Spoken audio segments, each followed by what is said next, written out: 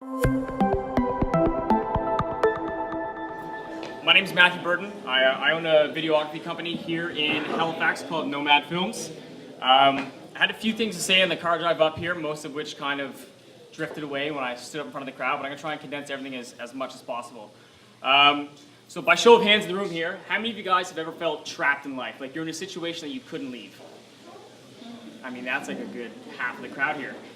So when I was 18 and I graduated high school, I had this mindset that I wanted money, I wanted it now, I wanted a house, I wanted a car, I wanted the perfect job, and I was in a rush to get it.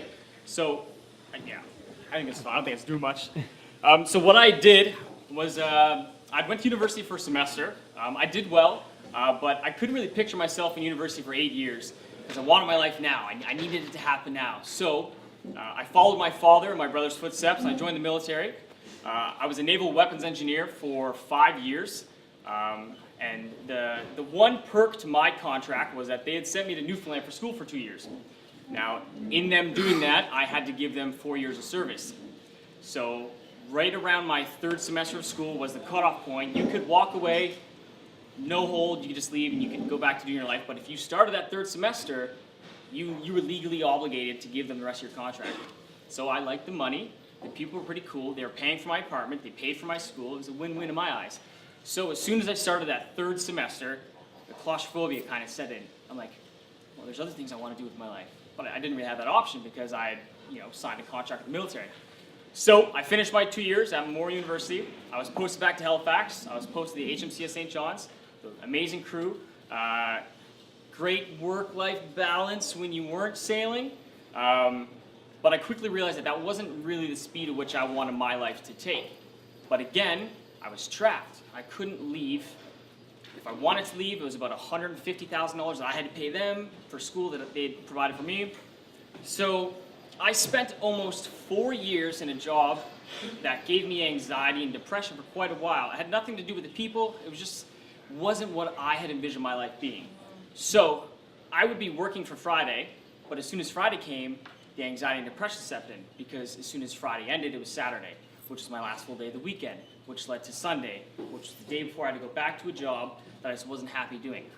So I ended up talking to a psychologist. I never thought I'd do that, but it was probably the best decision of my life. She helped give me some progressive steps and small goals that I could set to help me see the light at the end of the tunnel. So I had 4 years to think, what did I want to do? Well, I was still in the mindset, I love money, right? I think I'm good with money. I like to save money, I like to invest money. So I went back to NSCC, and I took investment and or finance and investment management. Did the 2-year program there. I was a top student, got a merit award from NSCC. I'm like, perfect. This is like what I'm fashioned to do. This is great. So I started working in the financial industry, and then I quickly realized, no, I don't think this is what I want to do. So that was soul crushing. I had spent. Why you were in the service? Oh, pardon me? Were you still in the service? No, I'd released at that point. Yeah, I'd finished my contract. I'd found a loophole in my contract. Actually, I went through about a 80-page document and found a way to get out about a year early, which was good for me. Yeah, they weren't too happy with that though. So I finished this 2-year program at NSCC. I was stoked. I'm like, I'm good at finances. I got the job. I like this. And then I found out that maybe I liked the idea of it more than I actually liked it.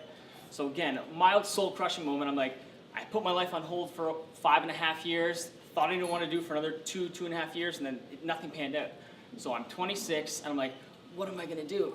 And one thing I always knew and I always turned to in these moments of anxiety, depression, or despair, I'd grab my camera, I'd either go take photos, or I'd go on hikes with my friends and do little travel videos of us around Nova Scotia, or when me and my buddy went hike through Utah. It was such euphoria doing that. I absolutely loved it. And then I was in the mindset from friends growing up that, stuff like that can't pay the bills. You need a 9 to 5, sit behind a desk, collect a paycheck. If the company offers a pension, great. If they have RSP options, fantastic. And then I was in Iceland, and this was last June that just passed, a recent development for me. The time I was there, the sun didn't set. It's about 12:30 in the morning, and I'm walking to this old DC-3 naval warplane that crashed back in 1973. And I just got into the plane, completely by myself, the most quiet I've ever experienced in my entire life. It was almost deafening how quiet it was. And I took some photos of the plane, collected my thoughts, and started walking past, and the sun had dipped below the largest glacier that they have in Iceland behind the mountains. And then within seconds, I'm like, I'm going to quit my job when I get back. was like, I don't want to do finance. I was like, I want to pursue film and videography. And I don't really care what it costs me to achieve that goal. I'm going to do it. So I came back. I put in my 2 weeks. I'd registered my business. And I had already done a few free gigs for a couple organizations and companies and people and friends around the city.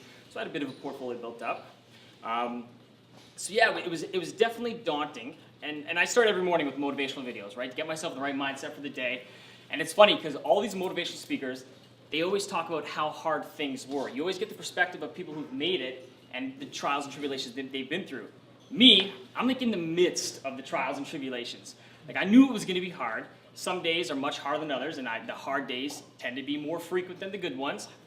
So, you know, you kind of have to be creative with how you're going to keep yourself positively motivated to continue pursuing what you want to do when society's telling you, 9 to 5 is the road to go.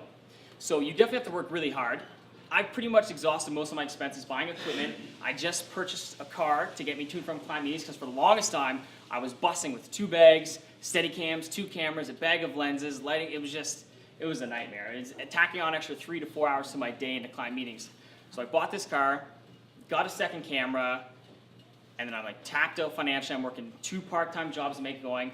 So I've always been financially secure my whole life. This is the first time in a long time that I'm just not financially okay, but spiritually, mentally, I don't think I've ever been healthier. I don't think I've ever been happier. It's absolutely amazing.